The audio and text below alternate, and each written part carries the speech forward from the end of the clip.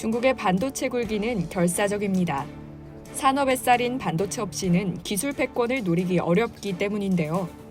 중국은 2014년 반도체 산업발전 추진 요강에 맞춰 약 24조 원 규모의 투자 펀드를 조성했습니다. 그리고 이듬해에는 중국 제조 2025를 발표하면서 반도체 자금률 목표를 2020년 40%, 2025년 70%로 설정했는데요. 하지만 중국은 1차 목표 달성부터 실패한 걸로 보입니다. 시장 조사 업체 RC인사이츠에 따르면 지난해 중국의 반도체 자금률은 15.9%에 그쳤습니다. 2차 목표 시기인 2025년에도 19.4% 수준이 될 전망인데요.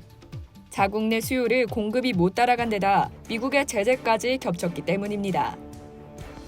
중국이 반도체 굴기를 시작할 때부터 난관에 부딪힌 현재까지 계속 기웃거리는 곳이 있는데요. 바로 우리나라의 반도체 기업입니다. 국정원에 따르면 2020년 10월 기준으로 최근 5년간 국가 핵심 기술 유출 31건을 포함해 총 123건의 해외 기술 유출이 적발됐는데요. 이 중 중국이 83건으로 압도적인 비중을 보였습니다.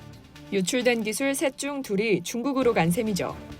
국정원은 이에 대해서 중국을 포함해 제조업 고도화를 추진 중인 기술 후발국이 우리의 반도체와 정보통신 등 선진 기술을 탐내고 있다고 밝혔습니다. 중국은 기술뿐만 아니라 사람까지 빼가고 있는데요. 중국 정부에서 진행하는 해외 고급 인재 유치 프로그램인 천인 계획이 대표적입니다. 호주 전략정책연구소가 지난해 발표한 봉황사냥 보고서에 따르면 중국은 천인 계획을 통해 2008년부터 2016년까지 6만 명에 달하는 해외 전문가를 끌어들였습니다. 다른 국가의 인재 유치와 다른 점은 그 과정이 불투명하고 기술 유출과 간첩 행위에 널리 연관돼 있다는 건데요. 중국 정부가 이렇다 보니 중국 업계도 전문 인력을 빼돌리고 기술을 훔치는 데 거리낌이 없습니다. 반도체 업계는 특히 심각한 수준인데요. 대만에서는 이미 3,000명 이상의 반도체 업계 종사자가 중국으로 넘어간 것으로 파악되고 있습니다. 지난해 우리나라에서도 40년 삼성맨 장원기 전 사장이 중국 기업으로 이직한다는 뉴스에 한바탕 난리가 났습니다. 그가 이직을 번복하면서 일단락됐지만 인재 유출 시도가 어느 정도인지 가늠할 수 있는 대목이죠.